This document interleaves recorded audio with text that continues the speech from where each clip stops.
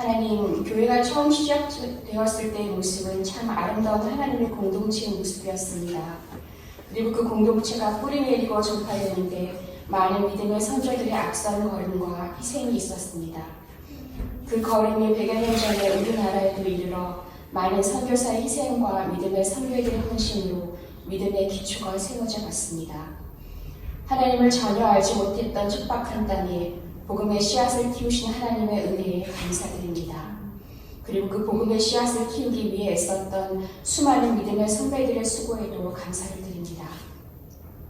하지만 그 믿음의 발걸음을 잘 계승해 가야 할 오늘 우리의 모습은 세상 사람들의 걱정을 살 만큼 안타까운 것이 현실입니다. 교회를 사유화하고 권력화하며 나누어주기보다는 움켜쥐기에 바쁜 한국교회의 민낯이 드러나고 있는 요즘, 하나님이 한국교회를 바라보시며 얼마나 안타까워하실지, 하나님, 참 그리스도의 모습으로, 참 교회의 모습으로 살아내지 못하는 저희의 모습을 회개합니다. 용서하여 주시옵소서. 사랑과 공의의 하나님을 아버지라 고백하면서도 그 자녀답게 살지 못하고 있는 저희를 불쌍히 여기시고 한국교회가 저희가 다시금 새로워질 수 있도록 기회를 허락하여 주시옵소서. 오늘 이 시간 말씀을 통해 우리 믿음의 성도들이 어떻게 이 땅에 복음을 키우고 하나님이 원하시는 진정한 교회 공동체를 세우기 위해 애썼는지 그들의 발자취를 마음에 깊이 담는 시간이 되기를 바랍니다. 그래서 오늘 우리가 이 시대 앞에 진정한 그리스도인으로 서고 우리 후손들에게 부끄럽지 않은 모습으로 서기 위해 오늘 우리가 다시 붙잡아야 할 것이 무엇인지 깨닫는 귀한 시간이 되기를 바랍니다. 말씀을 전하신 이정희 목사님께 성령을 덧입혀 주시옵시고 말씀을 듣는 저희에게 은혜를 허락하여 주시옵소서. 그래서 저희 다드림 교회가 삶을 변화시키고 세상을 섬기는 교회로 부족하지만 한 걸음 한 걸음씩 나아가기를 바랍니다. 모든 말씀 우리 주 예수 그리스도 이름으로 기도드렸습니다.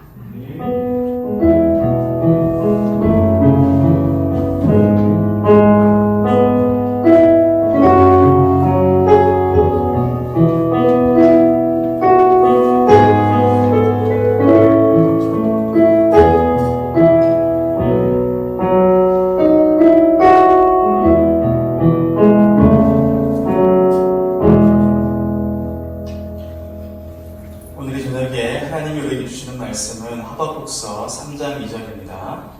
구약 1304쪽 하박국 3장 2절 말씀을 우리 함께 한 목소리로 읽겠습니다. 찾으시길 알고 함께 읽겠습니다. 하박국서 3장 2절 말씀입니다. 여호와여, 내가 주께 대한 소문을 듣고 놀랐나이다. 여호와여, 주는 교회를 이 수년 내에 부흥하게 하옵소서. 이 수년 내에 나타내시옵소서. 진노 중에라도 긍휼을 잊지 마옵소서. 아멘. 오늘 종교계 기념사경회 교회의 재발견 네 번째 시간입니다. 오늘까지 네 번 다 참석하신 분들은 앞선 새 우리 강사님들의 책 중에 하나를 선물로 드리겠습니다. 그래서 주고 오늘 순서지 보시면 여기 사인 4칸 돼 있잖아요. 다 하셔가지고 본인이 받고 싶으신 저자의 이름을 적으시고 그것을 교육적으로 아무에게나 주시거나 사무실에 내시면 저희가 준비해서 다음 주에 드리도록 그렇게 하겠습니다. 원래 저희가 4주로 이 사경회를 기획했었는데 뒤늦게 너무 귀한 강사분이 한 분이 섭외가 되셔서 저희가 오늘 모시게 되었습니다. 그래서 우리 담임 목사님의 강의는 다음 주로 한 주 연기되게 되겠습니다. 오늘 우리에게 말씀을 전해주실 분은 우리 이정민 목사님이십니다. 작년까지 우리 교회에서 부목사님으로 계셨었는데 훈련부와 선교부를 담당하시면서 수차례 국내의 기독교 유적지를 이렇게 답사를 인도하셨던 그런 경험이 있으시고요. 성균관대학교에서 역사학으로 박사학위를 받으신 전공자이십니다. 오늘 너무나 우리가 지난주까지 했는데 다른 서양 교회를 얘기 들었다면 우리 한국교회의 역사를 함께 나눌 텐데 오늘 한국교회 처음 이야기로 돌아보는 개혁과 부흥이라는 제목으로 말씀 전해주실 때에 큰 은혜 받으시기 바랍니다. 큰 박수로 좀 모시겠습니다.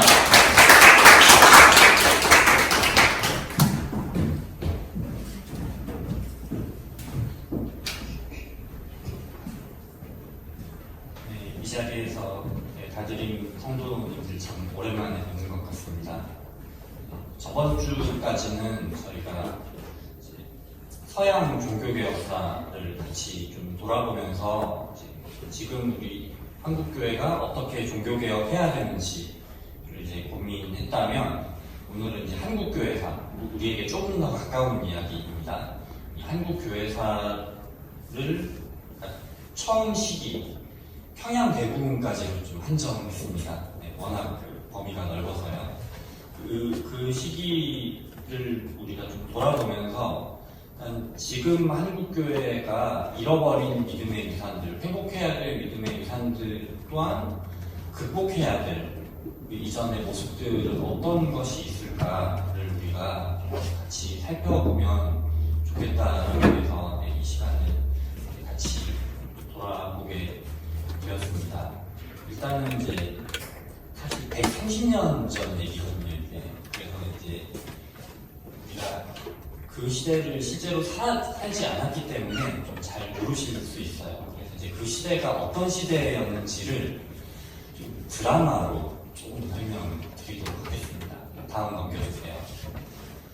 네, 이게 몇 년 전에 굉장히 좀 인기가 있었던 드라마였습니다. 구름이 그린 달빛이라고 해서요. 네, 지금도 굉장히 유명한 박보검이라는 배우와 김유정이라는 배우 이제 두 사람이 주연을 한 드라마인데요. 이 박보검이 이제 세자로 나오는데요. 실제 인물을 모티브로 했습니다. 효명세자라는 인물인데요. 17살부터 23살까지 아버지인 자기 왕을 대신해서 실제 왕처럼 통치를 합니다. 이 조선이라는 나라를. 그리고 이제 여러 개혁을 꿈꾸면서 그런 개혁 정치를 펼치고자 했던 그런 굉장히 뛰어나고 천재적이었던 인물이 바로 효명세자였습니다. 그리고 이제 이 드라마에서 이제 이 김유정, 지금 초록색 환관들, 내시들이 있는 옷을 이제 입고 있는데, 이제 이 드라마에서 그러니까 홍경래의 난 아마 국사책에서 한 번씩은 들어보셨을 거예요. 19세기 때 일어났던 가장 컸던 밀란이었는데 그 홍경래의 딸로 나옵니다. 그래서 이제 역적의 딸이기 때문에 신분을 숨기고 이제 궁궐 안으로 들어오게 됐는데 둘이 사랑에 빠진다라는 이제 굉장히 한국 드라마 같은 그 설정인데요. 이 두 사람의 그 사랑을 방해하는 인물들이 있습니다. 지금 이제 슬라이드에 나오는데 안동김 씨와 풍양조 씨 같은 이제 임금의 외갓집이 이제 세도정치라고 해서 말 그대로 이제 국정농단을 하던 시기였습니다. 이 안동김 씨, 풍양조 씨 이 두 집안 거의 60년 가까이요. 그리고 그러다 보니까는 사실 이 드라마가 배경으로 하는 19세기 초가 2000년 한국 역사를 바라볼 때 가장 어두운 시기 중에 하나였어요. 정치적으로 사람들의 삶이 너무나 혼란스럽고 너무나 힘들었습니다. 그래서 전국적으로 밀란이 많이 벌어지는데 그 중에 가장 컸던 밀란이 평안도 전체를 휩쓸었던 홍경래의 난입니다. 이 구름이 그린 달빛은 이제 드라마였기 때문에 이 안동김 씨, 풍양조 씨를 다 물리치고 박보검과 김유정이 사랑을 이룬다로 끝나지만 이건 이제 드라마고요. 실제로 이 효명세자는 23살에 의문의 죽음을 당합니다. 아마 이제 이 안동김 씨, 풍양조 씨에서 이제 암살을 했을 거다라는 이제 설이 있을 정도로 너무나 갑자기 사망을 합니다. 그리고 이 안동김 씨와 풍양조 씨가 말 그대로 국정을 농단하는 게 이제 몇십 년 동안 계속되고, 이 홍경래의 난은 사상 유례가 없을 정도로 가장 잔인하게 진압이 됩니다.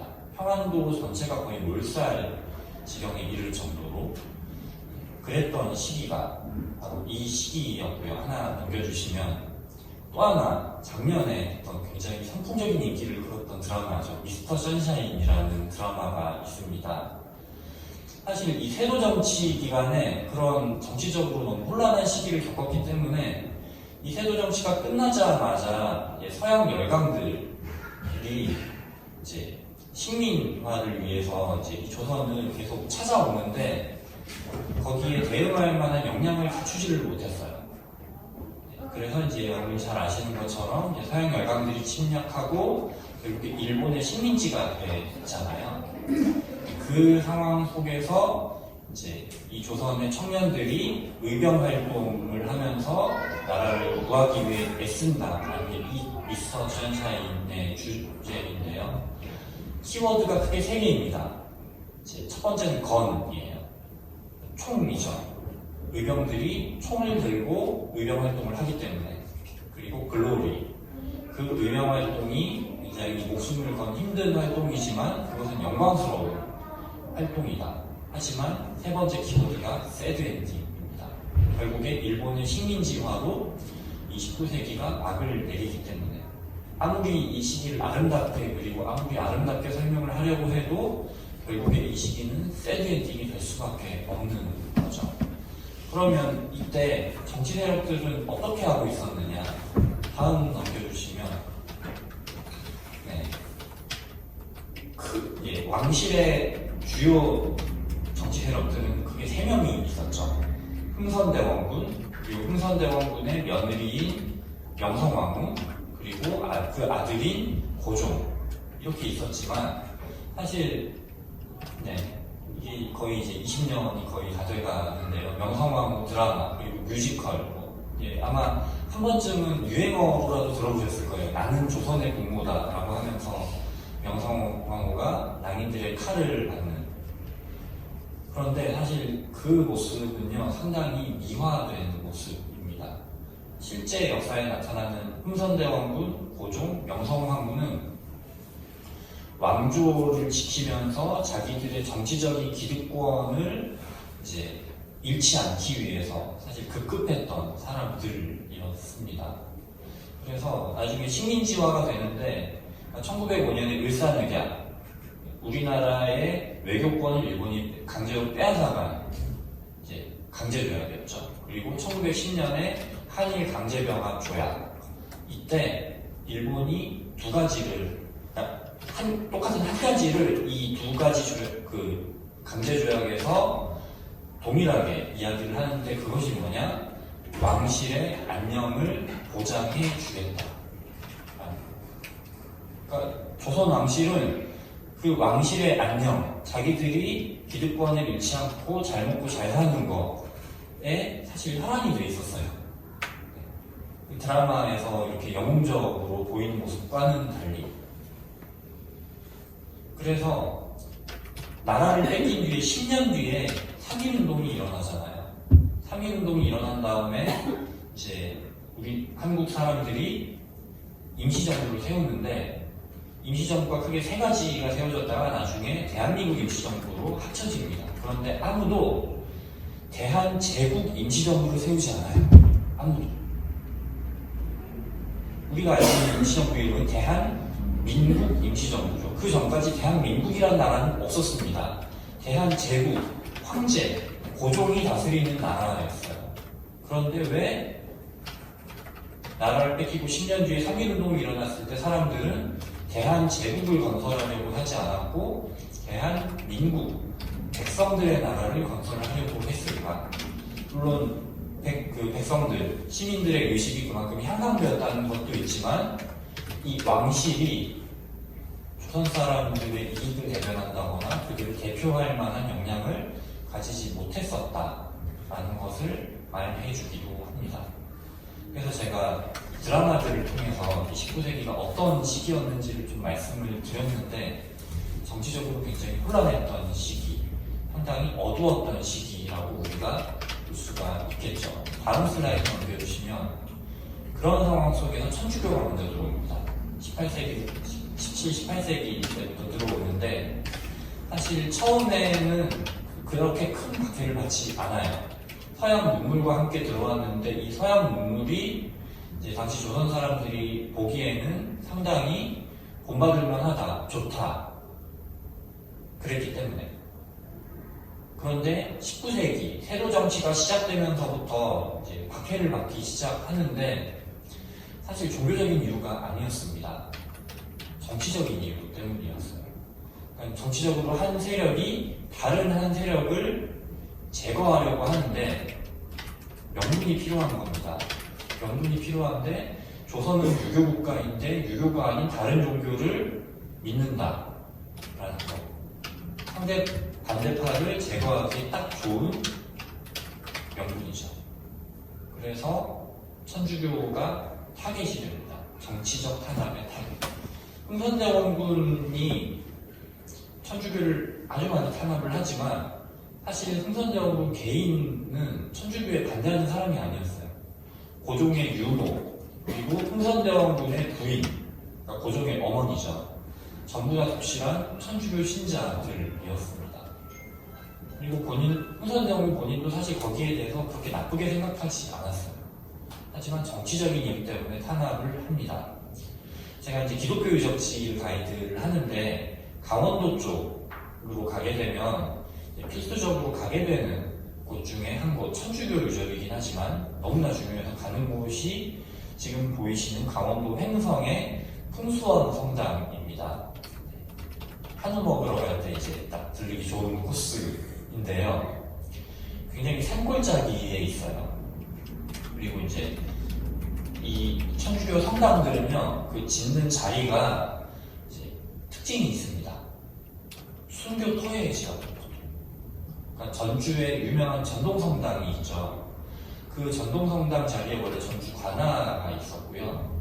그 관아에서 수많은 천주교인들이 순교를 했습니다. 나중에 종교 자유가 주어졌을 때 그 관아 터를 천주교에서 사서 거기에 성당을 지은 거죠. 이 풍수원 성당은 순교 터는 아니지만 이 천주교 신자들이 당시에 몰래 같이 신앙생활을 하던 곳이었습니다. 그리고 종교의 자유가 주어지면서 자연스럽게 그곳에 성당을 짓게 됩니다. 그러면 이 횡성 중에서도요, 읍내나 이런 데 있지 않고요, 정말 깊은 산골짜기에 이 풍수원 성당이 있어요. 지금도 버스로 갈 때 겹겹이 산길을 거쳐서 가는 곳입니다. 근데 이 천주교 신자들 다 어디서 왔느냐? 다 서울, 경기에 있던 선비들이 왔어요. 박해를 피해서. 강원도 저 아래쪽에 있는 산골짜기까지. 그 정도로 박해가 심했다라는 거죠. 이런 천주교 박해가 쭉 지나가고, 그리고 이제 일본에 의해서 강제로 나라가 개항을 하게 되죠. 그 이후에 이제 개신교가 들어오게 되는데, 이제 크게 6개로 믿음의 유산, 우리가 본받아야 될 또는 극복해야 될 믿음의 유산들이 어떤 것이 있을까? 6가지만 간단하게 골라보았습니다. 네, 첫 번째는요, 소위 성경 기독교라는 겁니다. 이건 실제로 이제 선교사들이, 주로 미국에서 선교사들이 많이 왔는데 미국 본국에 보고할 때 했던 말입니다. 한국 크리스천들은 성경을 사랑하는 크리스천들, 바이블 러빙 크리스천입니다. 그리고 한국의 기독교는 성경 기독교, 바이블 크리스천이티이다 라고 했는데, 어째서 그런지 살펴보도록 하겠습니다. 다음 넘겨주시면요. 잘 아시다시피 흥선대원군 때 쇄국 정책을 해서 외국인들이 조선 땅에 아예 들어오지를 못하게 했어요. 실수로 이제 외국 선박들이 오는 경우가 있습니다. 섬에 머물게 해요. 섬에 머물게 하고 육지에는 들어오지 못하게 합니다.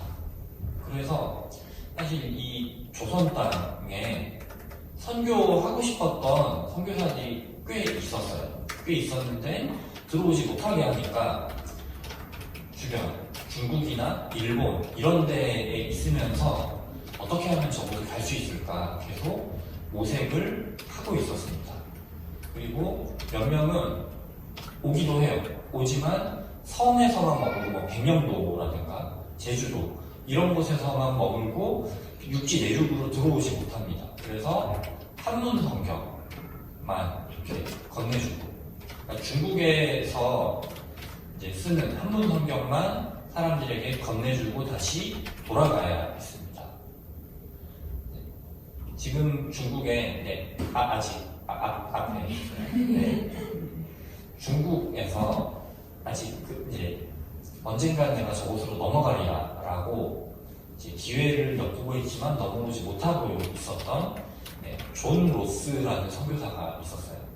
지금 중국의 신양, 당시 이름으로는 봉천이라는 곳에 이 선교사가 있었습니다. 영국 스코틀랜드 선교사인데요. 이 선교사가 이제 들어오고 싶지만 들어오지 못한 채 사실 이 신양에서 저 압록강까지 거리로 따지면은 서울에서 대전 정도 거리거든요. 그러니까 지금 자동차로는 2시간이면은 왔다 갈 수 있는 거리입니다. 당시에는 이제 걸어 다녔으니까 걸어 다니면 일주일 정도면은 올 수 있는 거리지만 들어오지 못하고 있었어요. 그런데 이제 선교사들이 섬에 머물렀을 때 한문 성경을 주고 돌아갔다고 했잖아요. 한문 성경을 보고 회심하는 한국인들이 생기기 시작했습니다. 선교사들이 들어오기 전에. 그래서 다음 넘겨주시면 평안북도 의주에 있던 청년들 7명이 한문 성경을 보고 회심을 해요. 우리가 알고 있던 유교, 불교랑 뭔가 다른 건데 이게 뭔가 진리의 말씀을 담고 있는 것 같다. 근데 이게 무슨 말인지 우리가 이거를 믿으려면 어떻게 해야 되는지 알려주는 사람이 없는데 알려주는 사람이 혹시 중국이나 일본에 있는지 한번 알아보자. 근데 의주는 중국이랑 가깝죠. 압록강만 건너면 중국이니까요. 그래서 이 청년 7명이서 수소문을 해요. 수소문을 하는데 저 봉천에 그 조선 들어오고 싶은데 못 들어오고 있는 선교사가 있다더라 라는 얘기를 듣고 이 청년 7명이서 봉천까지 이 존 로스 선교사를 찾아갑니다. 그래서 복음을 듣게 되고 세례를 받게 돼요. 그리고 성경 자기들이 읽었던 게 한문 성경이잖아요. 당시 한문 성경은 양반들밖에 못 읽어요. 당시 평민들은 한글이 있었지만 한글은 뭔가 굉장히 천한 사람만 읽는 상스러운 글이다라는 인식이 있었기 때문에 지식인층 그리고 양반들은 다 한문 그리고 평민, 노비 이런 사람들은 다 한글 그것도 천민 계층에서는 한글도 읽을 줄 몰랐던 문맹률이 굉장히 높았죠.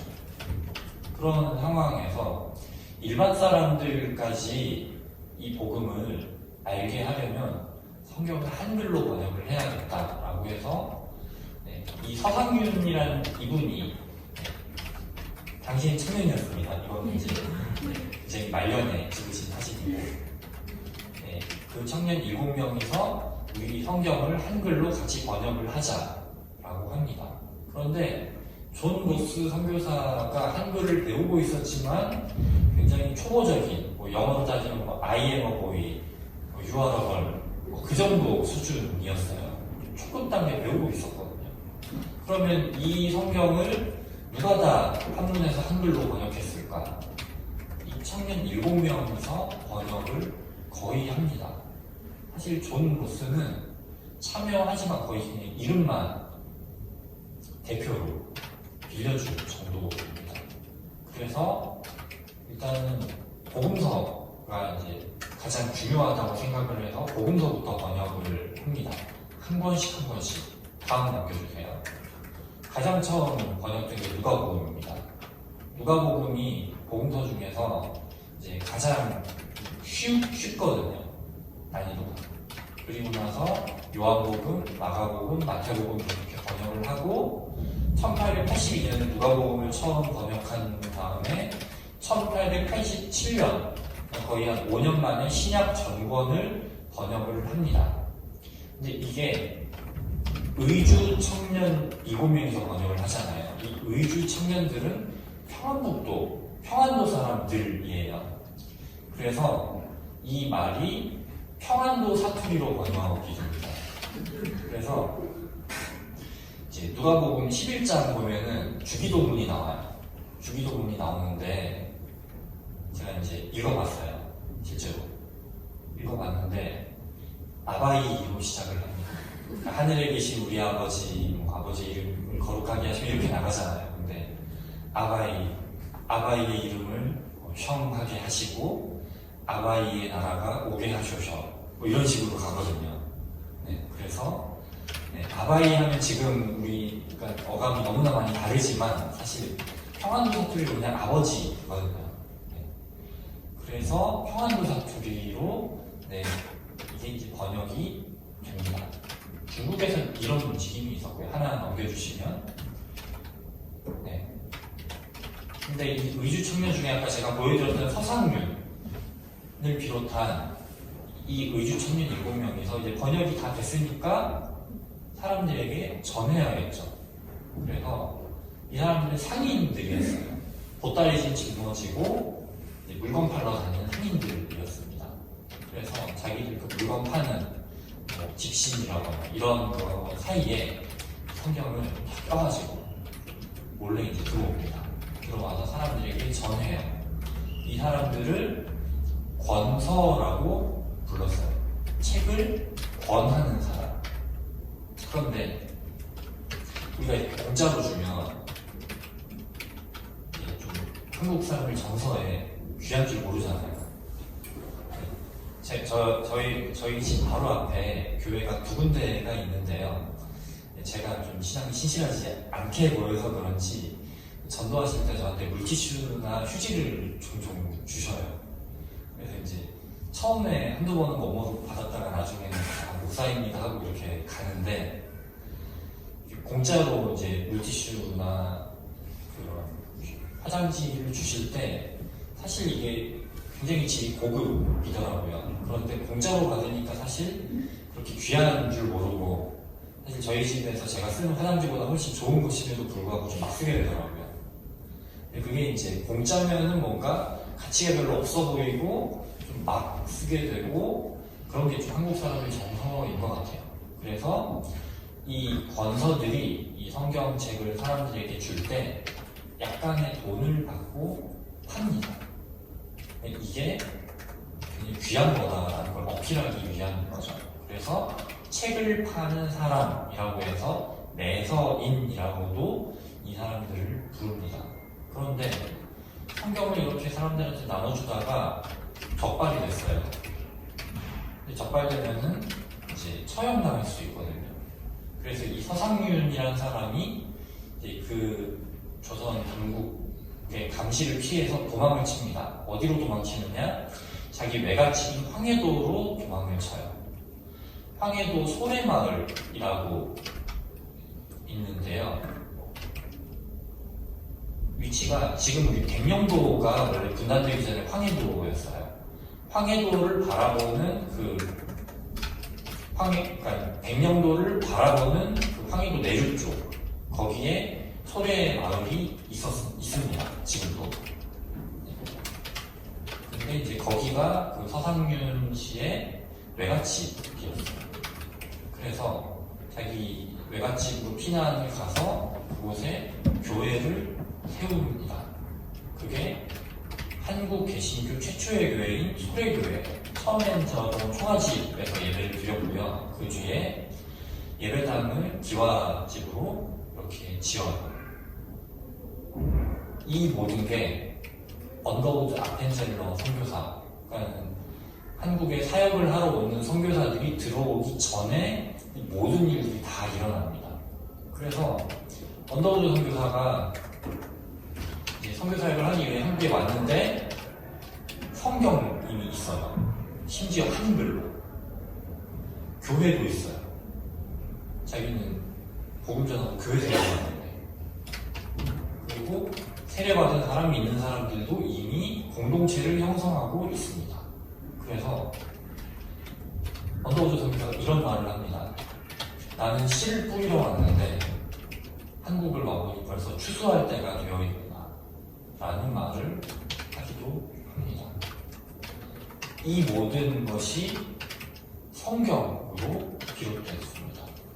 그래서 이 한국인 성도들이 성경이 얼마나 귀한지 이제 이 복음이 처음 한국에 들어올 때부터 굉장히 마음에 와닿게 그렇게 알게 된 거예요.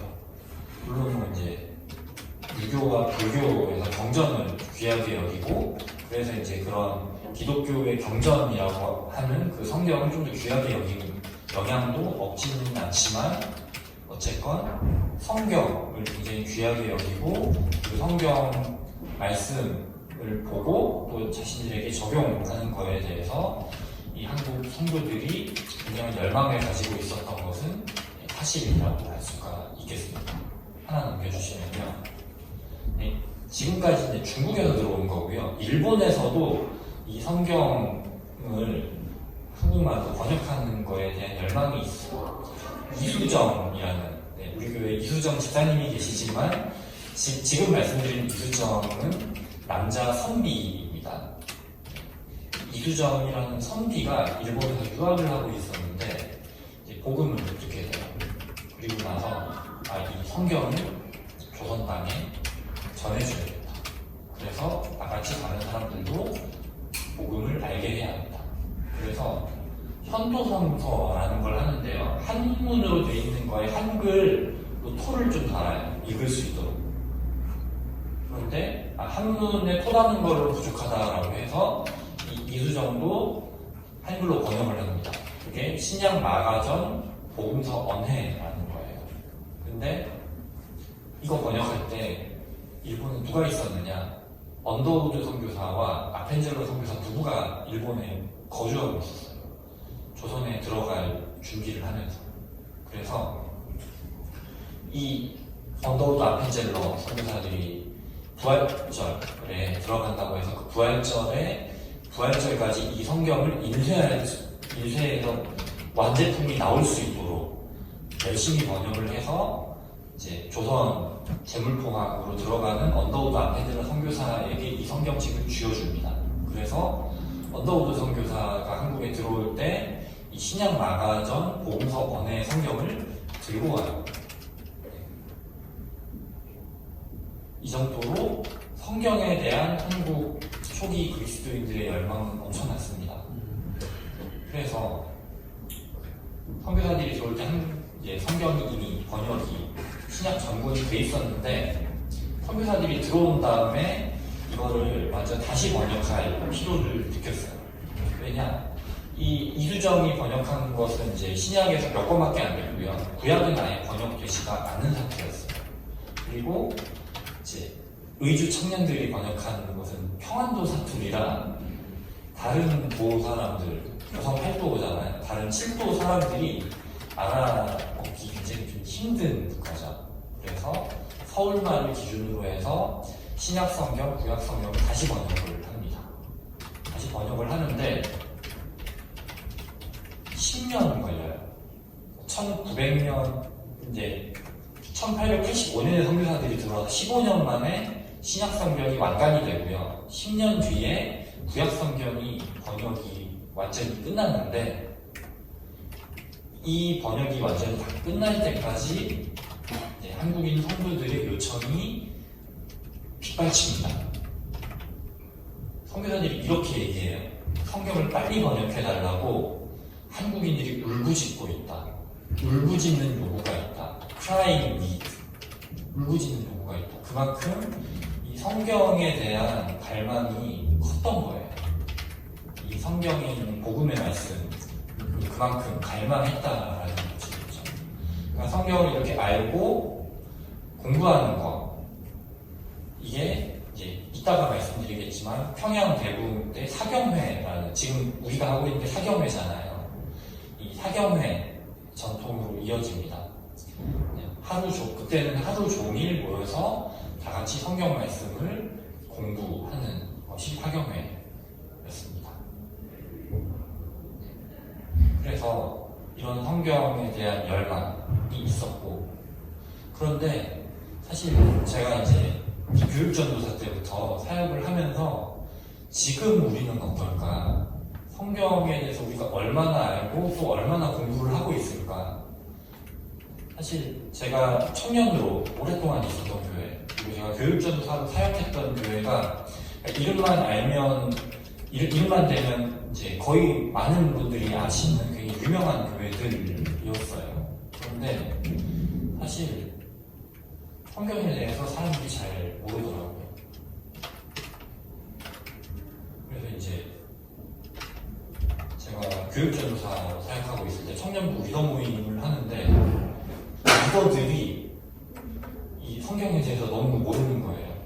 제가 그런 질문을 받은 적도 있습니다. 이스라엘 백성들이 왜 출애굽했나요? 라는 거. 네, 그래서 살짝 제가 당황하기도 했습니다. 아, 이게 성경의 전체 흐름에 대해서 너무 모르는구나. 리더들인데, 청년부 리더들인데. 그리고 이제 제가 교육전도사 때 지금도 좀 세력이 왕성하긴 하지만 신천지가 한참 극성을 부리던 때였는데요. 그 청년부 리더 중에 한 명이 이제 신천지 그 성경 공부에 빠졌었어요. 근데 이제 그 친구가 의도했던 건 아니고 그냥 성경 공부 시켜준다니까 이렇게 했는데 뭔가 좀 이상해서 저한테 갖고 온 거죠. 정말 꼼꼼한 친구여서 그 성경 공부 때 들었던 모든 것을 빼곡하게 노트에 적어왔더라고요. 그래서 이제 제가 그걸 보는데 이건 내용이 너무 말도 안 되게 수준이 얕은 거예요. 아, 이건 정말 제대로 된 성경 개관 한 번만 해주면은 이게 얼마나 말도 안 되는 거짓말인지 다들 알겠다. 근데 거기에 사람들이 넘어가는 게 그만큼 말씀을 너무나 모르는구나. 그리고 그렇게 말씀을 가르치는 제대로 깊이 있게 가르치는 교회도 많지 않구나. 그러면 이 교회 안에서 어떻게 하나님 말씀을 제대로 깊이 있게 가르칠 수 있을까? 사실 제가 이제 작년에 훈련부를 담당하면서 수요 제자 훈련 같은 그런 훈련부를 담당하면서 제가 이제 1년 동안 계속 품고 있었던 질문이 이제 그거였습니다. 네. 그래서 이제 말씀에 대한 열망들, 우리 선조들이 했던 것들을 좀 되새겨보면서 우리가 이제 회복해야 될 전통 중에 하나가 아닐까 생각이 들고요. 그리고 이제 단순히 말씀 공부하는 거를 뛰어넘어서 정말 그대로 살려고 몸부림치는 그 노력들이 있었습니다. 네. 강화도에 제가 이제 기독교 유적지 가이드를 이제 하면은 필수적으로 가는 곳 중에 홍의교회라는 교회가 있어요. 그 교회 성도들이 어떻게 하면 말씀대로 살 수 있을까를 치열하게 고민했던 것으로 굉장히 유명합니다.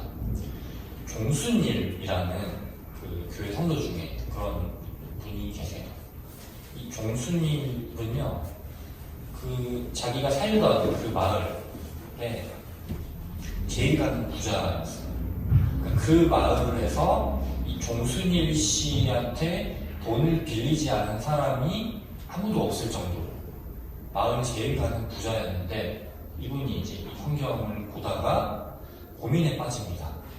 신약 성경 그 복음서 보시다 보면 이제 그거 나오죠. 예수님께서 부자 청년에게 너의 전 재산을 팔아서 가난한 자들에게 나눠주고 너는 나를 따르라 라는 말씀이 나오죠.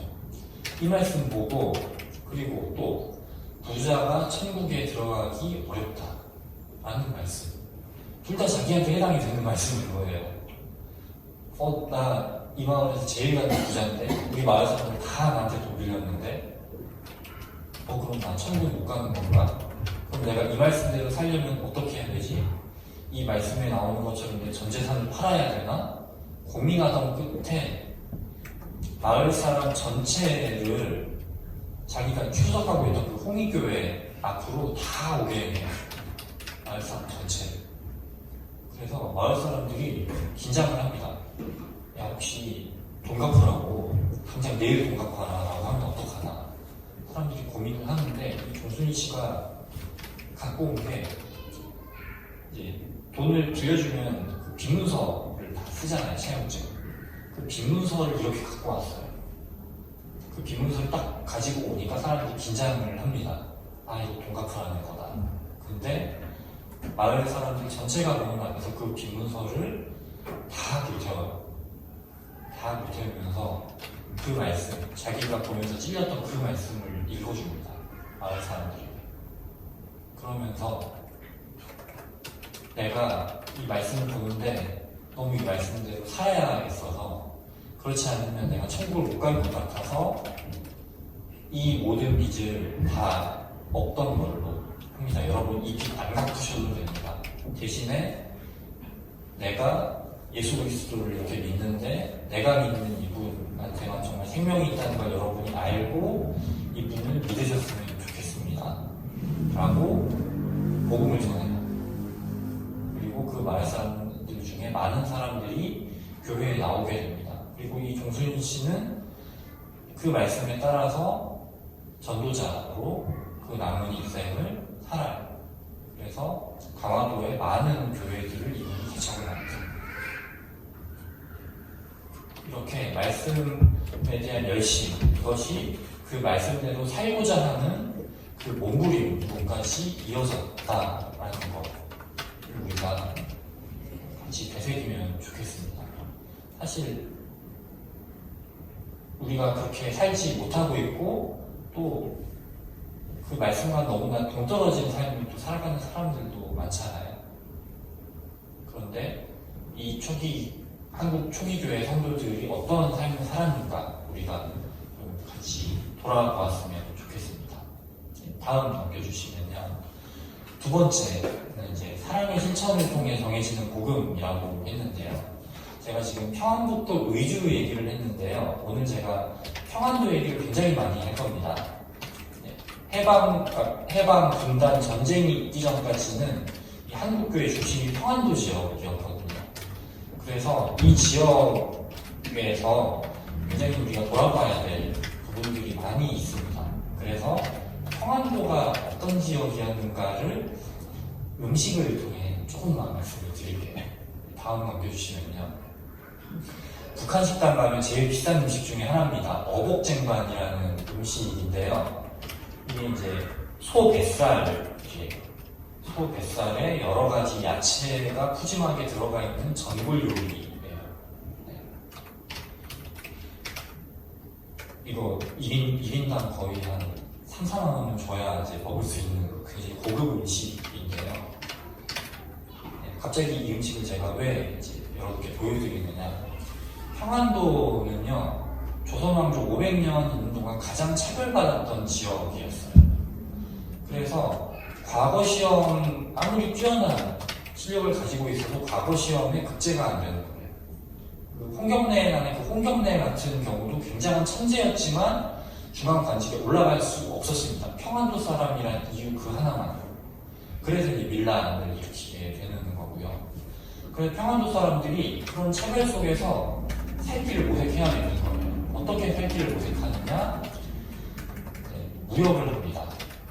중국, 일본, 그런 주변 나라들과 무역을 하면서 사실 조선 팔도 중에서 가장 그 무역을 통해서 국제적인 감각이 뛰어났던, 가장 두뇌가 천재적으로 돌아갔던 사람들이 이 평안도 사람들이었어요.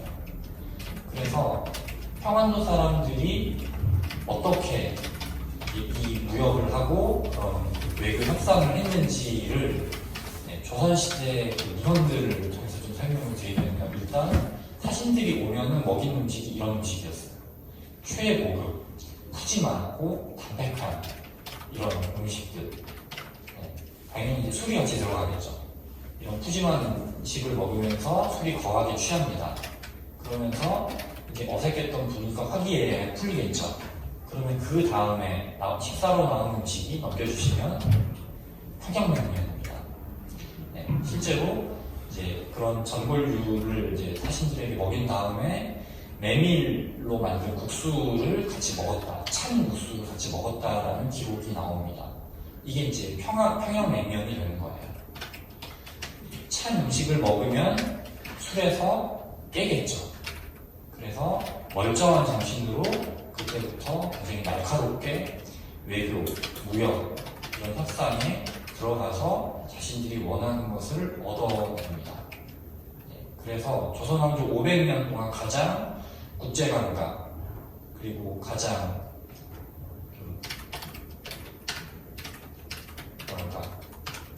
그런 좀 똑똑했던 그런 뛰어났던 여러 가지로 뛰어난 능력을 가지고 있었던 사람들이 평안도 사람들이었어요.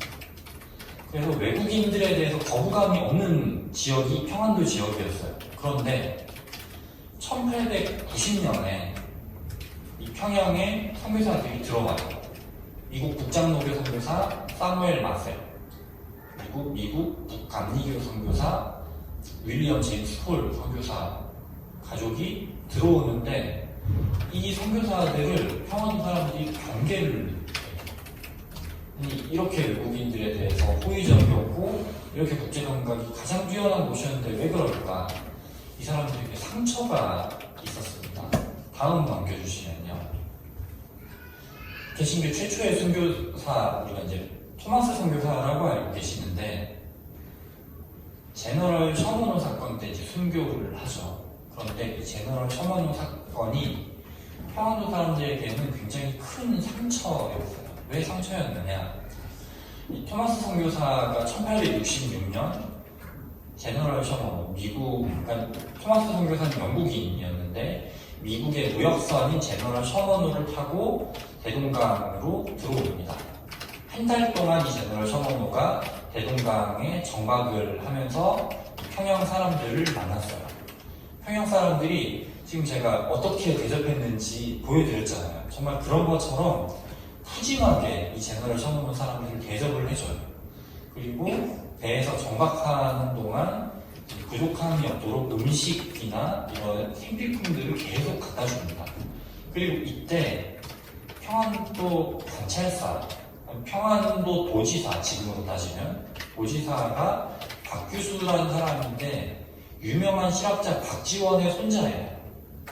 그래서 이 실학사상 그리고 박규수 본인은 대화사상의 아버지라고 불릴 정도로 호의적이었습니다. 그런데 평양 사람들이 이렇게 나왔음에도 불구하고 제너럴 셔먼호 사람들은 적대적으로 총칼로 이 평양 사람들을 위협해요. 우리랑 무역하지 않으면 너네 다 죽이겠다. 토마스 선교사가 이 제너럴 셔먼호 통역관으로 있었는데 어떻게 하느냐? 거기에 동참을 합니다. 여기에 동참을 하고요. 그리고 통역으로 있었던 조선 관리를 인질로 잡아요. 그 요구를 좀 더 빨리 관철시키기 위해서.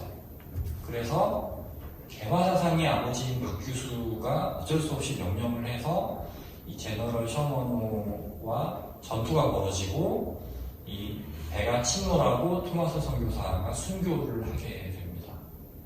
그래서 이 토마스 선교사가 가지고 있었던 선교 열정은 너무나 귀한 거지만 사실 이 토마스 선교사가 이 제너럴 셔먼호와 함께 접근했던 이 선교 방식은 너무나 현지가 배려되지 않는 너무나 위협적인 그런 선교였던 거죠. 이것을 요즘 학술적인 용어로 제국주의 선교라고 합니다. 토마스 선교사가 특출나게 뭐 나쁘거나 그래서가 아니에요. 이때 모든 선교사들이 다 그런 마인드를 가지고 있어요. 약간의 인종주의와 함께. 우리 백인들은 우월한 민족이고 저 황인종들은 미개한 민족이기 때문에 우리가 저들을 정복한 다음에 복음을 전해줘야 된다. 강제로라도, 총칼로라도. 사실 토마스 선교사 말고도 다른 많은 선교사들이 그런 마인드를 가지고 있었어요. 당시 시대가 그런 시대였기 때문에. 그래서 이제 그런 선교 방식을 이제 우리가 지양해야 하겠죠. 그래서 이 선교사들이 평양에 1890년대에 들어왔을 때 30년밖에 안 됐을 때였어요. 30년밖에 안 됐을 때였어서 사람들이 여전히 거기에 대한 상처, 아픔을 가지면서 경계를 했습니다. 이 경계를 하는데 특히 미국 북감리교의 윌리엄 제임스 홀 이 선교사 가정이 그 반감을 누그러뜨리게 됩니다. 다음 넘겨주시면요. 이 사람들입니다. 윌리엄 제임스 볼 남편이고요. 그리고 로제타 셔우드, 나중에 남편 성을 따라서 로제타 셔우드 홀 선교사가 되는데요. 이 윌리엄 제임스는 캐나다 사람이에요. 그리고 이제 로제타 셔우드는 미국 국감리교 소속 선교사이고 조선으로 이제 선교사 나갈 준비를 하고 있었어요. 그런데 이 윌리엄 제임스가 이제 로제타를 사랑하게 된 거죠. 그래서 프로포즈를 하는데 이 로제타 셔우드가 이렇게 얘기를 합니다. 나 곧 저 조선으로 선교사 나갈 건데 너 나 따라올 거면 내가 결혼하겠다. 안 그러면 우리는 빠이빠이. 그래서 이 윌리엄 제임스 홀이 선교사로 같이 조선에 들어오게 됩니다. 두 사람 다 의료 선교사들이었어요. 의료 선교사들이었고, 사실 미국에서 그냥 의사로 살았으면은 굉장히 중산층 이상의 삶을 누리면서 잘 살았을 사람들인데 평양에 이제 의료 선교사로 들어옵니다. 그런데 1890년에 들어와서 1991, 2, 3 이렇게 있는데 1894년에 무슨 일이 있느냐? 청일전쟁이 벌어져요. 그러니까 청나라와 일본이 누가 조선을 식민지화 할 것이냐를 가지고 조선 땅에서 싸웁니다. 전투를 어디서 하느냐? 평양에서 해요. 평양은 조선 땅이죠. 그것도 평양 시가지에서 전투를 합니다. 그런데 이 선교사들이 시가지에서 전투가 벌어졌는데 떠나지 않아요. 자기들이 선교하고 있던 조선 사람들이 여전히 이 시가지 안에 있기 때문에 이 사람들 보호해주고 싶다. 그러니까 미국 국장로교회 마코삼절 선교사는 어쩔 수 없이 한 달 정도 피난을 가긴 합니다. 근데 이 부부는 끝까지 피난 가지 않고 자기 집에서 이제 평양 사람들을 보호해주고 부상당한 사람들을 치료해줍니다. 그런데 너무 열심히 치료를 해서 윌리엄 제임스 홀이 병을 얻어요. 그래서 사망하게 됩니다. 이때 이 로제타 셔우드 홀에게는 지금 한 유치부 정도 나이 되는 아들이 있었고요. 그리고 뱃속에 둘째 딸아이가 있었습니다. 내 배우자가 선교지에서 같이 사역하다가 죽었다. 제가 이제 믿음이 견고하지 않아서 그럴지는 모르겠지만 저였으면은 아마 그 땅은 거의 쳐다도 안 보고 바로 철수했을 것 같아요. 그런데 이 로제타 셔우드는요, 이제 귀국해서 둘째를 낳은 다음에 첫째, 둘째를 데리고 다른 곳도 아니라 평양으로 돌아옵니다. 돌아와서 병원을 새로 세우는데 넘겨주세요. 네, 유리건판 사진이라 이제 당시에 찍은 사진인데 컬러입니다. 기홀병원이라는 걸 세워요. 보시면요, 병원은 병원이죠. 홀 선교사를 기념하는 병원이라서 기홀병원입니다. 그리고 여기서 의료사역을 계속합니다. 그런데 계속하다가 다음 넘겨주세요. 이 둘째, 에디스 마가렛, 이 둘째 딸이 콘토병에 걸려서 세상을 떠나게 됩니다. 향년 5세. 지금 유치부 나이죠. 이쯤 되면 정말 그냥 철수해야 되지 않을까. 근데 로제타 셔우드가 한 일은 내 딸아이 같은 이 나이대의 조선 아이들이 우리 딸아이 같은 병으로 죽지 않았으면 좋겠다 라고 해서 기홀병원 옆에 에디스 마가렛 어린이 병동을 세워요. 한국 최초의 소아과 병동입니다. 그리고 의료사역을 계속합니다. 언제까지 하느냐? 1930년대까지. 일제에 의해서 추방될 때까지 이 의료사역을 기홀병원과 이 에지스 마가렛 기념 어린이 병동, 그리고 이따가 말씀드릴 기울병원 바로 옆에 있었던 여성 전용 병원인 광해여원에서 이 의료 사역을 계속 합니다.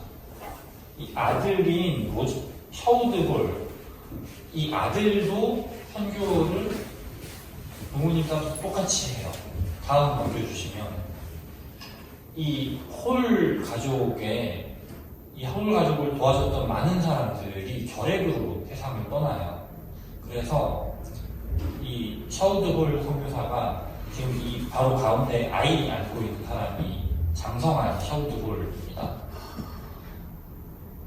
조선 아이들이 더 이상 결핵에 걸리지 않도록 내가 열심히 사역해야겠다. 그래서 아마 이제 우리 집사님들은 아실 크리스마스 실, 겨울 때마다 열심히 샀죠. 그 크리스마스 실을 이분이 만듭니다. 이분이 만들어서 그 수익금으로 결핵 환자들을 열심히 치료를 했죠. 그리고 황해도 해주에 나병이 아니라 결핵입니다. 결핵 전문 요양소인 구세병원을 세웁니다. 너무 훌륭한 병원이어서요. 나중에 이제 공산화가 되잖아요, 북한이.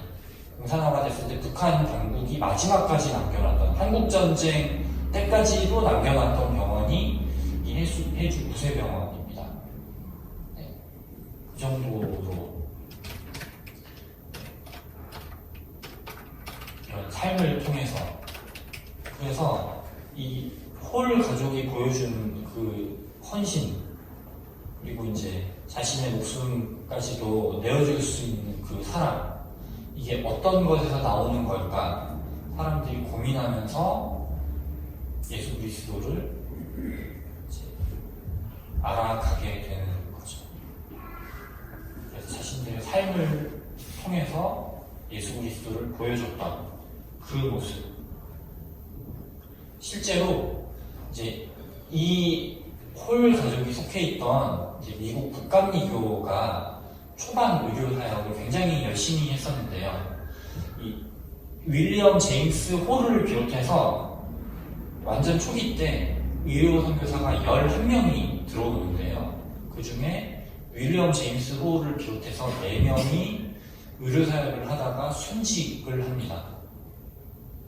콘토병에 걸리거나 과로 이런 걸로. 그리고 다른 한 명이 사역을 너무 열심히 하셔서 몸이 너무 많이 망가진 거예요. 더 이상 사역을 할 수 없는 지경이 돼서 귀국하시게 되는 거죠. 11명 중에서 5명이 이제 거의 자신의 생명까지 내어줄 수 있을 정도로 절반 가까운 사람들이 이제 사역을 하게 되고, 그런 모습을 보면서 사람들이 예수 그리스도를 알게 되고 이제 교회로 나아오는 모습을 볼 수가 있습니다. 다음 넘겨주세요.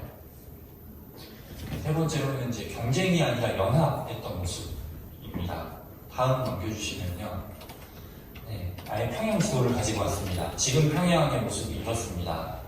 평양 시가지 모습인데요. 지금은 이제 보면 김일성, 김정일 동상의 기념비에 이제 김일성 광장 군사 퍼레이드 할 때 항상 나오는 곳이죠. 이런 모습이지만 여기가 원래는 어떤 모습이었느냐 하나 넘겨주세요. 하나 클릭해 주시면은 선교사들이 사역했던 그 중심지가 바로 이 평양 구시가지였습니다. 노란색은 미국 북장로교 선교부, 그리고 지금 이제 파란색은 미국 북감리교 선교부 자리입니다. 지금으로 따지면은 서울로 따지면은 거의 뭐 종로 광화문 그쯤이라고 생각하시면 됩니다. 그곳에 이 선교부들이 있었고요. 보시면은 3가지가 한 세트로 있습니다. 교회, 학교, 병원. 처음에 선교사들이 들어올 때 교회를 세우지 못하게 했어요. 전도를 하지 못하게 했습니다. 그래서 학교와 병원부터 시작을 합니다. 그래서 이제 믿는 사람들이 생기고 자연스럽게 교회가 생기게 되는데, 그쯤 돼서 이제 종교의 자유도 점차 허락이 되는 거죠. 교회가 가장 마지막에 세워집니다. 한국인들과 선교사들이 같이 세워요. 그리고 여기에 이제 뭐 신학교 그리고 선교사 묘지 이런 것들이 이제 같이 한 세트로 들어오는데,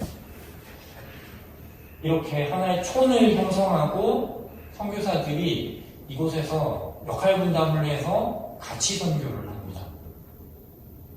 그러니까 지금 한국 교회의 선교를 생각하시면은 한 가정 단위로 파송이 되잖아요. 근데 이제 저도 선교사로 나가려고 한때 이게 꿈꿔왔던 사람으로서 선교 현장을 보니까 요즘 선교사들이 가장 큰 뭐 그런 현지 정부도 아니고 뭐 병 이런 것도 아니고 같은 한국인 선교사들이 가장 큰 적이더라고요. 서로 경쟁하고 뭔가 이제 굉장히 좀 험담하고 다투게 되고, 그래서 이제 실족하고 분열하게 되고 선교지를 떠나게 되고, 이런 일들이 물론 신실하게 사역하시는 분들 많이 계시지만 많은 선교 현장에서 시신치 않게 벌어지는 굉장히 큰 문제점 중에 하나입니다. 그런데 100년 전에는 선교사들이 이렇게 연합했어요. 연합했고, 하나 더 넘겨주시면, 네, 지금 이제 광주에 이 당시 선교지구가 가장 잘 남아있는데, 여기도 뭐 교회, 학교, 병원, 뭐 선교사 묘지 이런 것들이 가장 잘 남아있고, 그리고 이제 선교사 사택들도 있었죠. 그리고 다음 넘겨주시면, 한국 같은 경우에 6개 교단이 들어옵니다. 6개 교단이 들어오는데, 당시에 이제 미국 남북전쟁이 끝난 지 얼마 안 됐어서 장로교랑 감리교가 남북으로 나뉘어져 있었어요. 그래서 미국 북장로교, 남장로교, 미국 북감리교, 남감리교, 그리고 단풍으로 유명한 캐나다 장로교, 캥거루로 유명한 호주 장로교, 이렇게 6곳이 들어가요. 6곳이 들어오는데, 만약 공릉동이다. 그런데 공릉동에 이 6교단이 한꺼번에 들어온다 라고 하면은 본의 아니게 이제 경쟁이 일어나겠죠. 그래서 구역을 정해서 한 지역에는 한 교단만 들어가는 걸로 하자.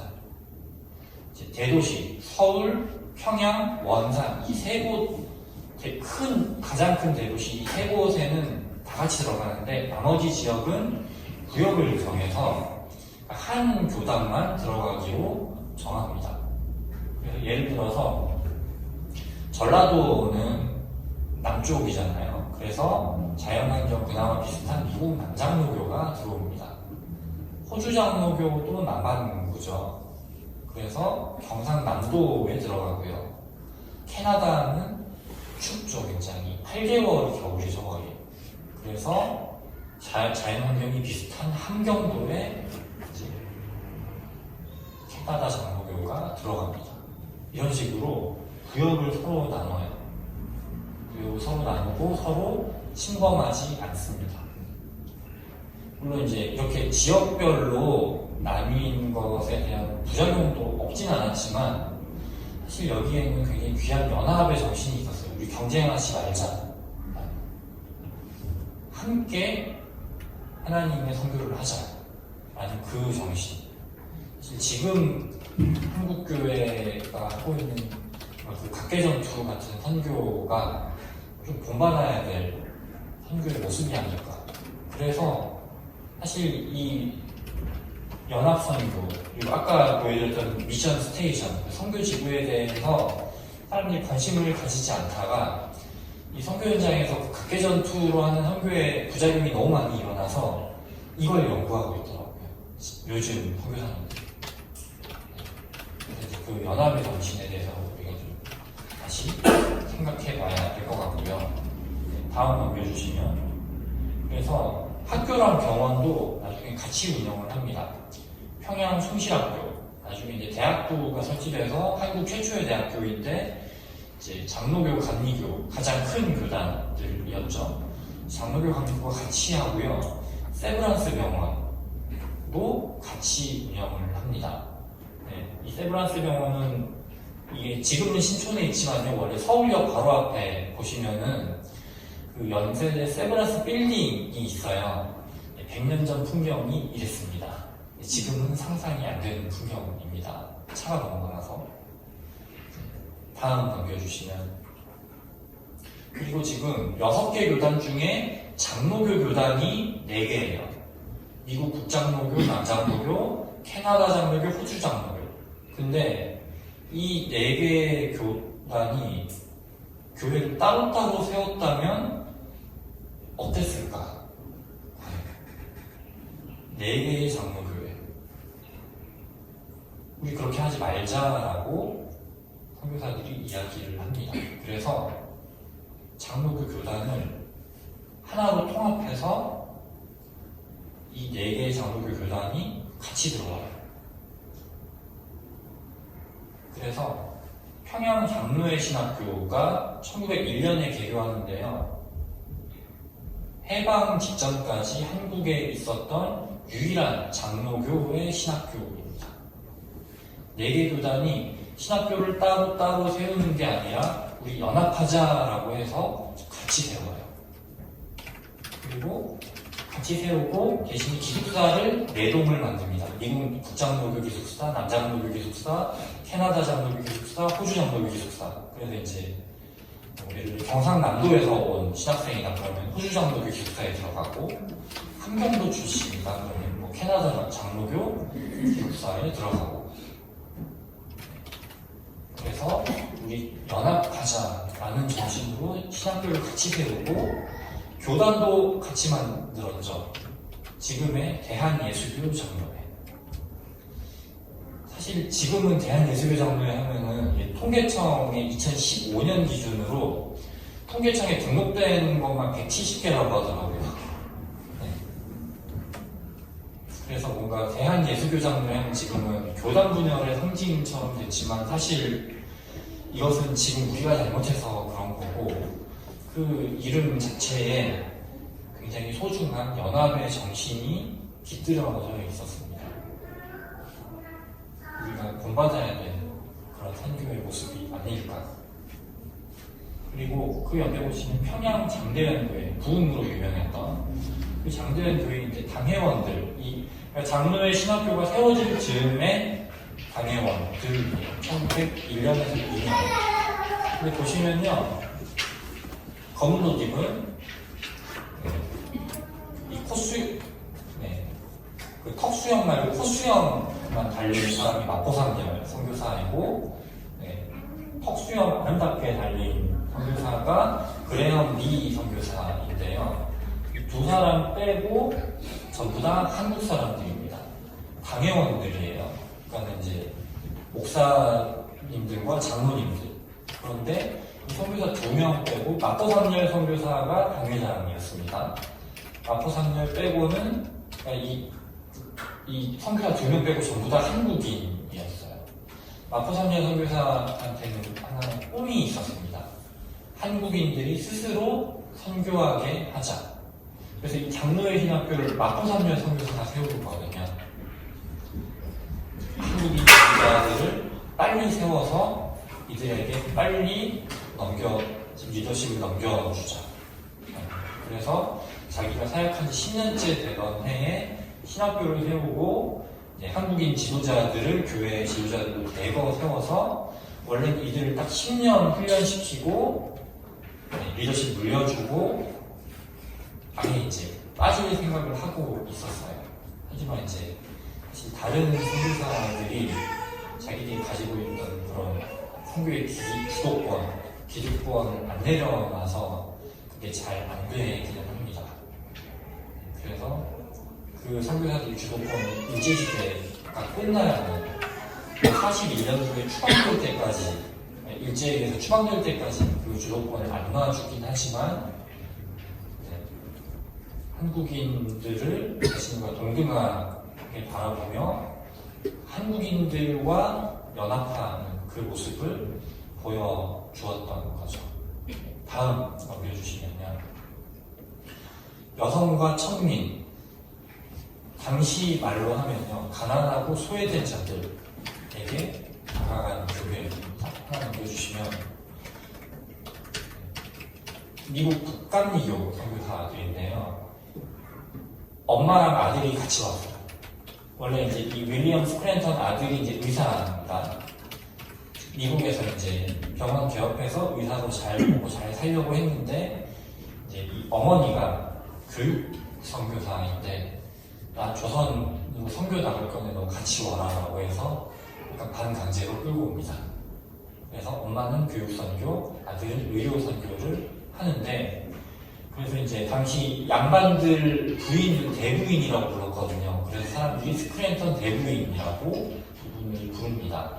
이 스크랜턴 대부인이 학교를 세우는데 넘겨주시면은 하나 넘겨주시면 이화학당, 그러니까 지금의 이화여고와 이화여대, 지금의 이화여고 자리에 이제 이화학당이 세워져요. 여성들을 위한 교육기관. 그런데 여성도님들이 참 죄송한 말씀이지만 이때 당시에는 사실 여성을 거의 인간 취급을 안 했어요. 그러면 안 되는 건데 남존여비였잖아요. 그래서 여성은 그냥 시집 잘 가서 애 잘 낳아서 기르면 애 잘 낳아서 애 잘 키우면 끝이다. 교육, 여성들 교육 받을 필요 없다가 당시에 팽배한 관념이었습니다. 이 이화학당은 그것을 깨뜨리는 계기였어요. 그런데 사실 많은 사람들이 그런 여성 교육받을 필요 없다라는 생각을 가지고 있었기 때문에 학교를 열었는데 사람들이 안 와요. 그래서 이 스크랜턴 대부인이 거리를 돌아다니면서 여성들을 데려오는데 바로 저기 조그맣게 있는 아이들입니다. 당시 이제 한양도성이 성벽이 이렇게 있었는데 성벽 앞에 음악을 치고 사는 사람들은 다 빈민들이었어요. 빈민 여자아이들을 데려다가 교육을 시킵니다. 그리고 이 아이들이 구한말과 일제시대 때 수많은 여성 기독교 지도자들 그리고 민족운동 지도자들이 됩니다. 다음 넘겨주시면 여성들을 위한 의료시설도 세웁니다. 도구여관이라고 해서요. 당시 이제 의료선교사로 온 사람들이 거의 대부분 남자들이었어요, 초반에. 근데 남녀 7세 부동석에 유교가 굉장히 셌잖아요. 그래서 여성들이 자신의 아픈 몸을 어떻게 남자한테 보여줄 수가 있느냐라고 해서 병원에 오질 않아요. 그래서 급하게 여성 의료 선교사, 아까 보여드렸던 로제타 샤우드볼 같은 선교사들이 들어옵니다. 그래서 로제타 샤우드볼 선교사가 처음에 이 보구여관 서울 정동에 있었습니다. 여기서 이제 사역을 했습니다. 사역을 하면서 여성들이 의료 혜택을 받는다라는 거, 지금은 너무나 당연하겠지만 그때 당시로는 사실 상상하기 힘든 것이었습니다. 여성이 교육을 받는다, 의료 혜택을 받는다. 하나 더 넘겨주시면 아들이었던 윌리엄 스크랜턴 선교사는 보구여관 바로 옆에 시병원이라는 걸 세우는데요. 베풀 시자잖아요. 스크랜턴의 한자식 이름이 시라는 돈이었어요. 베풀 시자 써서. 그래서 이제 시란돈이 운영하는 병원이라 시병원이기도 했고, 또 하나는 이 병원은 가면 마음껏 베풀어준다라는 뜻도 있었어요. 스크랜턴 선교사가 병을 가지고 오라고요. 빈병을 가져오면 당시 이제 의료시설이 열악했잖아요. 약을 담아줍니다. 그래서 이 약 언제 드시고 아프지 마세요. 그래서 사람들이 몰려오는데 지금의 정동제일교회 자리인데요. 여기 이제 가보면은 바로 옆에 덕수궁이 있고요. 그때 당시에는 온갖 외국 공사관들, 그러니까 지금으로 따지면 대사관들이 질비하게 있었어요. 지금도 사실 서울의 중심 지역 중에 하나잖아요. 덕수궁 이쪽이. 그래서 일반 빈민들, 평민들이 사실 여기까지 오는데 너무 힘이 드는 거예요. 그 동네가 주는 위압감 이런 것들 때문에. 그래서 이 스크랜턴 선교사가 이 병원을, 정동에 있던 병원을 싹 정리를 하고 장소를 옮깁니다. 어디로 가느냐? 숭례문 근처에 있었던 빈민가로 옮깁니다.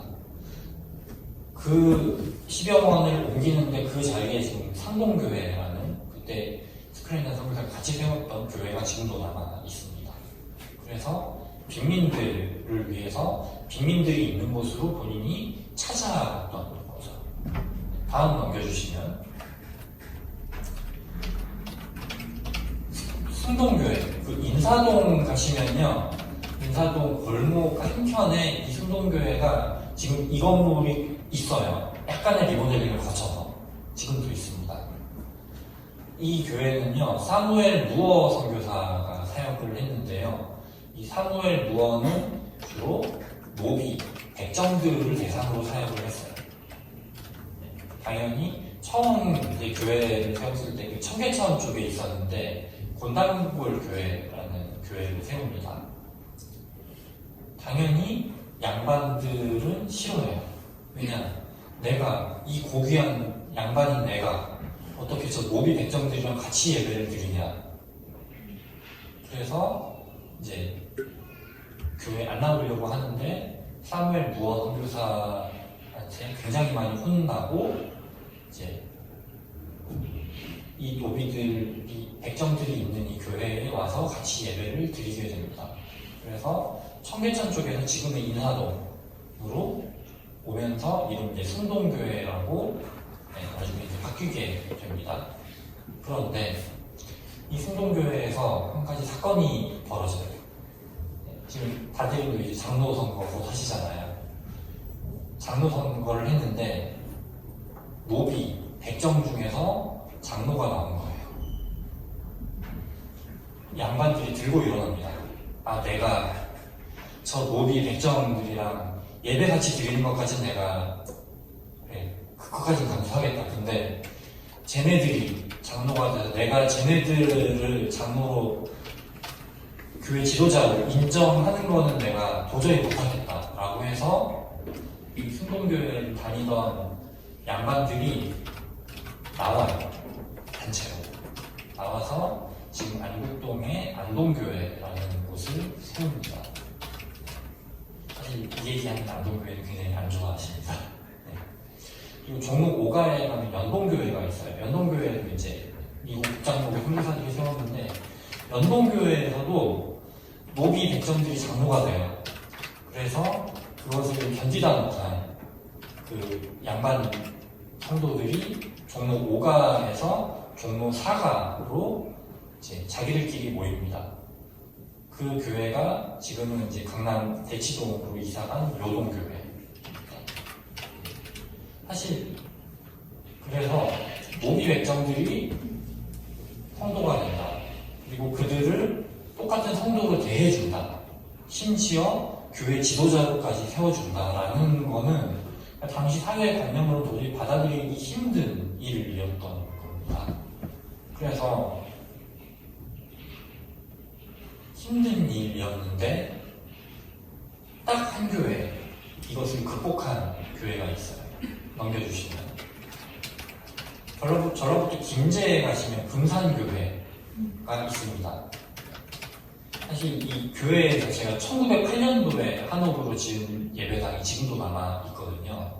그래서 이제 이 예배당 때문에 사람들이 많이 이제 기독교 유적지 탐방을 가지만, 여기에 이제 유명한 일화가 있습니다.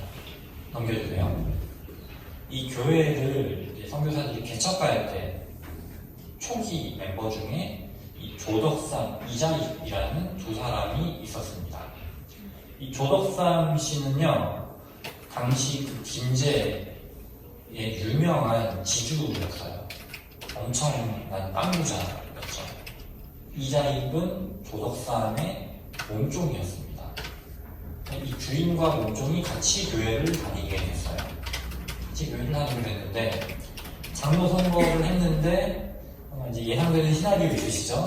조덕삼 씨가 아니라 이자익 씨가 장로가 돼요.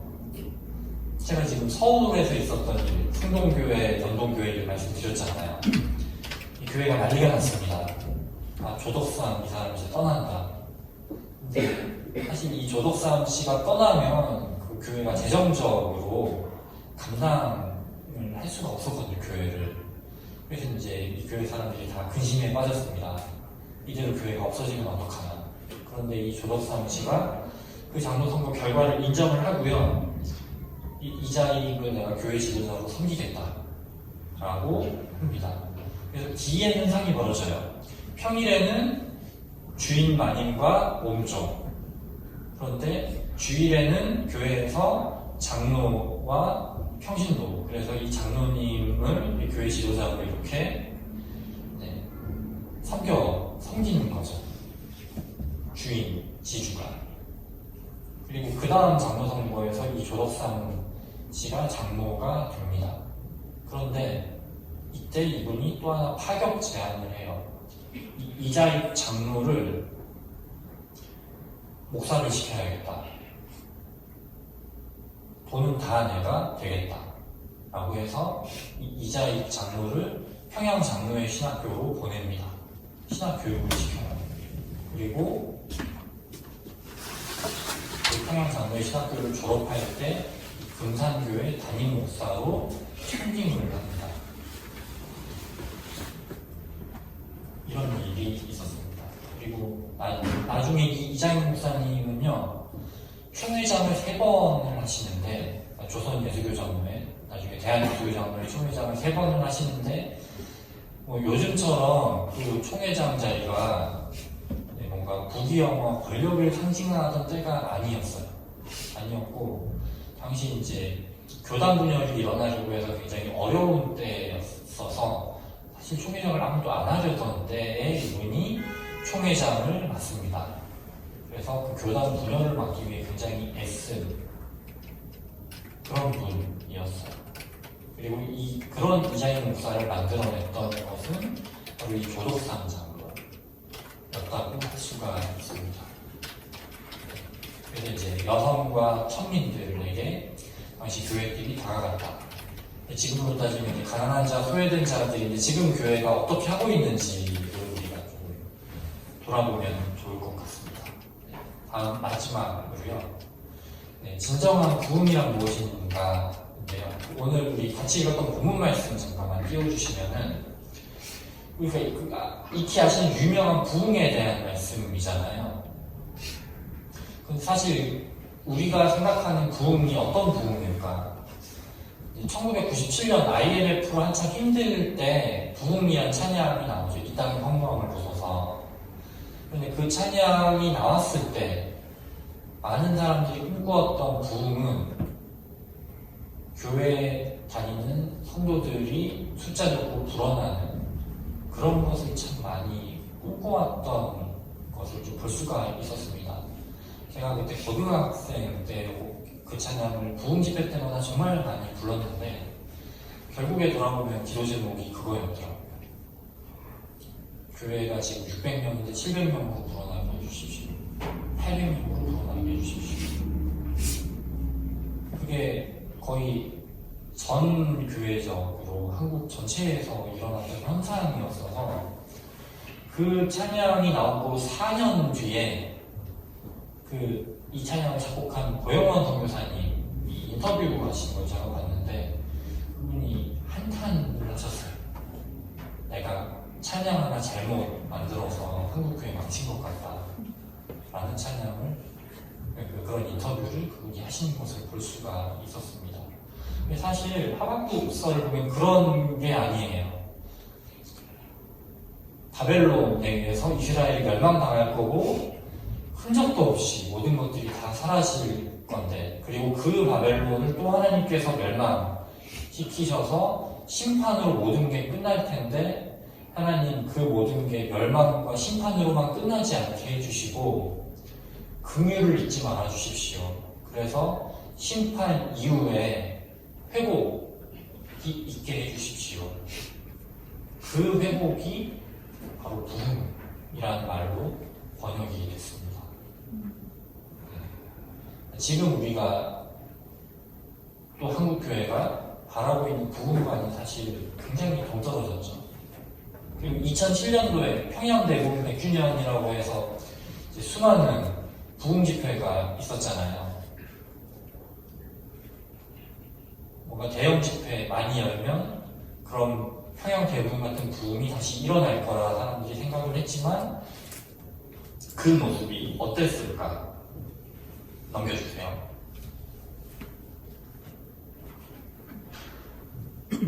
보통 이제 평양대부흥 이야기 할 때요, 원산 부흥운동을 먼저 이야기를 합니다. 그 주 무대하였던 원산 남산동 교회이고요. 이 교회를 개척한 미국 남감리교 선교사가 있습니다. 넘겨주시면 로버트 하디 선교사예요. 사실 이분은요, 굉장히 인종 차별이 심했던 분이에요. 조선인 성도들 굉장히 많이 무시하는 분이었습니다. 그리고 10년간 사역을 하는데 열매가 별로 없었어요. 그래서 이분이 완전 탈진, 소지인이 돼서 나 이 나라 천박해서 모집했다, 철수하겠다, 그런 생각을 가지고 있었는데 이때 이 선교부에 있었던 다른 여선교사들이 우리끼리 성경 공부하려고 하는데 잘 안 돼서 하디 선교사가 목사에서 목사님 저희한테 말씀 좀 전해주세요 라고 했어요. 그런데 지금 이 하디 선교사의 영적인 상태가 지금 제가 말씀드렸잖아요. 그래서 본인이 고백을 했습니다. 내가 말씀을 정말 대충 준비해 갔다. 그렇게 대충 준비해 갔는데 성령의 불이 거기에 내려요. 네. 그래서 이 하디 선교사가 굉장히 많이 회개를 합니다. 회개를 하시고 특히 자기가 그 조선인 성도들 인종적으로 굉장히 깔봤던 거, 이런 것들을 고백을 합니다. 그러면서 이분이 그거를 이 강단에서 고백을 해요. 내가 정말 성령에 감화받기 전에는 조선인 성도를 너무 많이 무시했다. 내가 거기에 대해서 여러분께 사죄드린다. 그러면서 그 자신이 조선인 성도들을 그렇게 깔보았던 그 자신의 죄를 감당하지 못해서 강대상에서 정말 떼굴떼굴 구르면서 회개를 기도했습니다. 그리고 그런 부흥 집회들을 하면서 여기서 이제 원산에서 시작된 그 부흥의 불길이 전역으로 퍼져나갑니다. 퍼져나가서 다음 넘겨주시면 평양 장대현교회 1907년 사경회에서 거의 절정에 이르는데요. 이때 한 이제 집회는 크게 두 가지 부류로 나뉩니다. 낮에는 당시 이제 전기가 안 들어오잖아요. 그런데 낮에는 햇빛이 들어오죠. 그래서 성경을 하루 종일 봅니다. 사경회에서. 그래서 말씀을 탐구한다라고 해서 사경회 한자 말 풀이해 보면 저녁이 되면 어두워지는데 전기가 당시엔 잘 안 들어오니까 성경을 읽을 수가 없겠죠. 그래서 촛불을 밝혀놓고 간증 집회를 하는데 이 간증이 뭐 요즘 같이 뭐 내가 예수님 잘 믿었더니 성공했다 이런 게 아니라요. 자기 죄를 고백하는 회개 기도를 하는 그런 간증인 거예요. 내가 예수를 믿고 어떻게 내 죄를 깨닫게 됐고 그 죄를 어떻게 회개하게 되었는지. 그래서 이제 하디 선교사가 주로 간증했던 그러니까 자신이 목회하던 성도의 일화가 유명한 게 있는데요. 양심전 사건이라는 게 있어요. 윤승근이라는 사람인데요. 그 벽제 출신이고 벽제갈비 이런 거 유명한 곳 있잖아요. 거기 출신의 윤승근이라는 사람이 주전소라는 데서 일을 했어요. 엽전 만드는 곳. 그러니까 지금으로 따지면은 이제 그 정부의 재정비에서 일을 했는데 실수로 월급을 2번을 받은 거예요. 2번 받았는데 얘기를 안 하고 그냥 자기가 그 월급 2번 받은 거를 그대로 그냥 씁니다. 예수 믿기 전에. 그런데 20년 뒤에 이분이 예수를 믿은 다음에 보니까 이게 도둑질한 거구나 라는 자기 죄를 깨달아요. 그래서 회개를 하지만 회개가 하나님 제가 회개합니다 끝이 아니라 내가 이거를 돌려드려야겠다 라고 생각을 해요. 그런데 이미 주전소가 없어졌어요. 없어지고 주전소에서 역전 만드는, 그러니까 돈 찍어내는 기능이 서울의 탁지구라는 그런 정부 관청으로 옮겨졌어요. 그래서 탁지구에 가서 내가 이걸 돌려드리고 싶습니다 라고 했는데, 사실 탁지구에서 당황을 합니다. 그런 경우가 처음이거든요. 사실 이게 뭐 장부에 남아있었던 것도 아니고, 그런 정부 돈 이렇게 받아서 자기가 뭐 이렇게 자기를 위해서 잘 썼다라고 하면은 그냥 이제 그런 부정부패가 너무 심하던 때였기 때문에 그걸 너무나 사람들이 당연하게 하던 때였는데, 아니 예수 믿는 사람들은 왜 이렇게까지 하지? 라고 이제 의문을 품게 되는 거죠. 그래서 그 돈을 양심전, 양심이 서려있는 돈이라고 해서 양심전이라고 이제 이름을 붙이고 양심전 영수증을 발급을 해줘요. 우리가 이 돈을 당신한테서 확실하게 받았다라는 거. 그리고 이 양심전 영수증은 이 하지 선교사가 인도하는 그 부흥회 때 항상 등장을 합니다. 예수를 믿었더니 이렇게 말씀대로 사는 삶의 변화가 일어났다라는 거. 다음 넘겨주시면요. 그래서 이제 당시 평양의 장대한 교회에서 일어났던 그 사경회 한 모습이고요.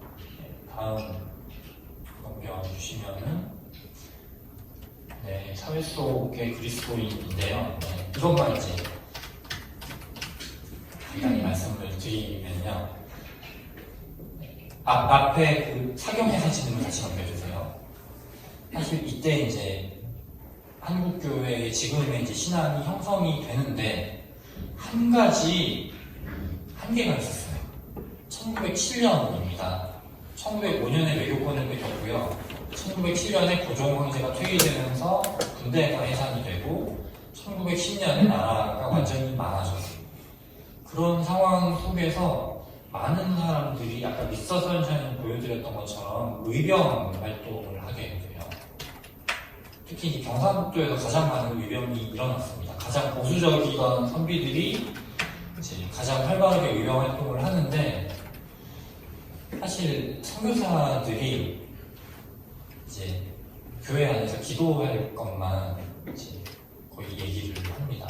정치에 관여하지 말아라 라는 거.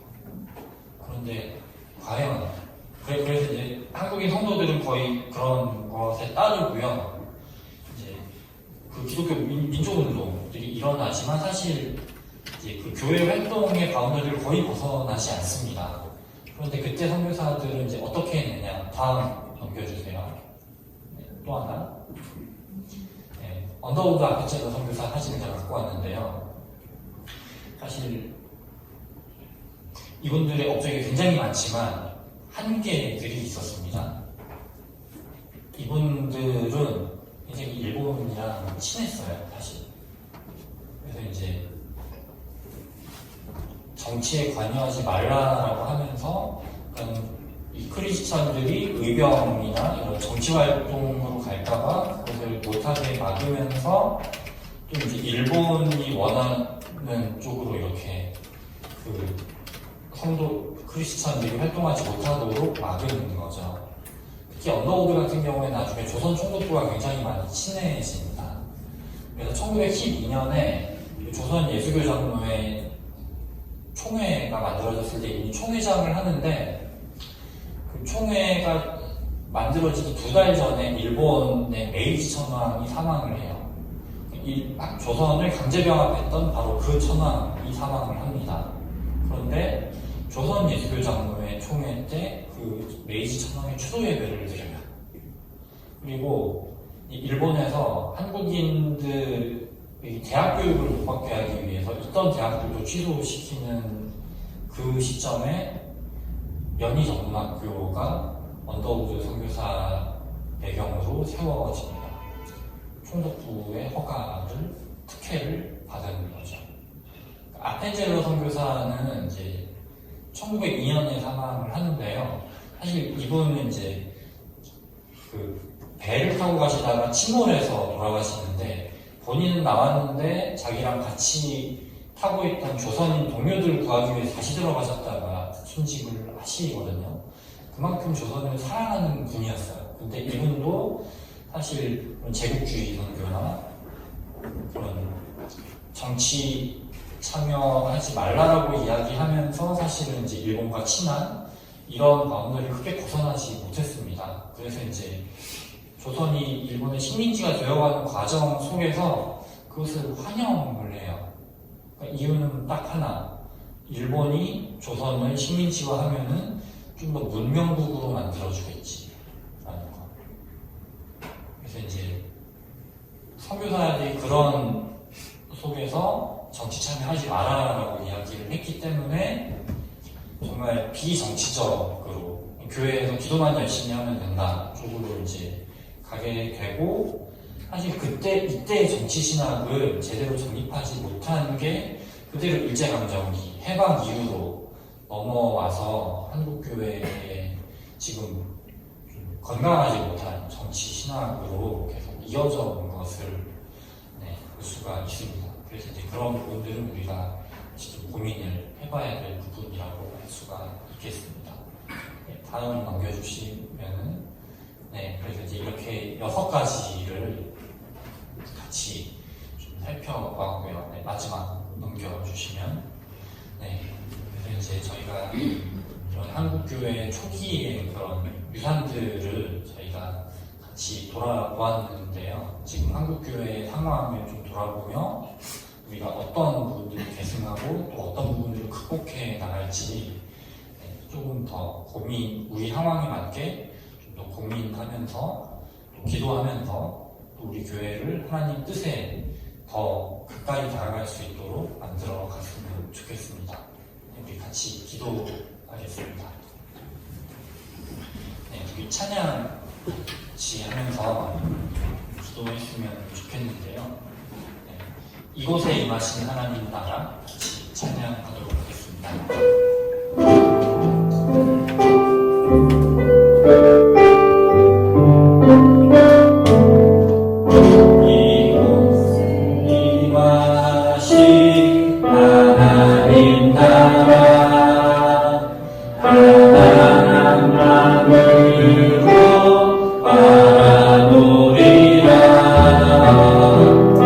먼저 그 나라